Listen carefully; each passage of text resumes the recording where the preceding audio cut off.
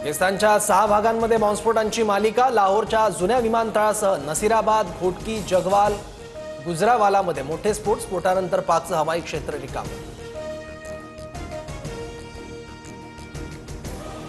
पाकिस्तानकडून सीमेवर कुरापती सुरूच। कालपासून सुरू असलेल्या गोळीबारात 15 भारतीय नागरिकांचा मृत्यू। पूंछ सेक्टरमधील गोळीबारात लान्स नायक दिनेश कुमारही शहीद।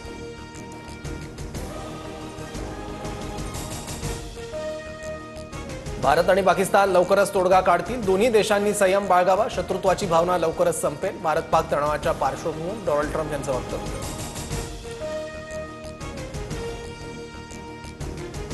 यूएनच्या कायद्यानुसार पाकिस्तानकडे हल्ल्याचं उत्तर देण्याचे अधिकार। आम्ही हल्ल्याचं उत्तर देऊ शकतो। ऑपरेशन सिंदूर नंतर बिलावल भुट्टोची पोकळ धमकी। पंजाबच्या अमृतसरमध्ये लष्कर आणि पोलिसांकडून रात्री मॉक ड्रिल। संपूर्ण अमृतसर शहराचा वीज पुरवठा रात्रीच्या सुमारास खंडित। राजस्थानच्या जैसलमेरमधील पोलीस अधिकारी सतर्क। भारत पाक तणावामुळे हेरगिरी कॉलची संख्या वाढली। जैसलमेरचे एसपी सुधीर चौधरी यांची माहिती। ऑपरेशन सिंदूर नंतर भारताने सीमेवर तैनाती वाढवली। पाकला प्रत्युत्तर देण्यासाठी भारतीय सैन्यही सतर्क।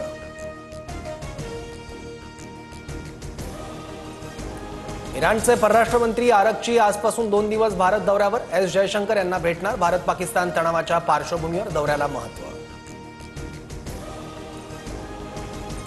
भारत पाकिस्तान युद्धजन्य भागातून प्रवास करू नका। सिंगापूरच्या परराष्ट्र मंत्रालयाकडून प्रवाशांसाठी सूचना।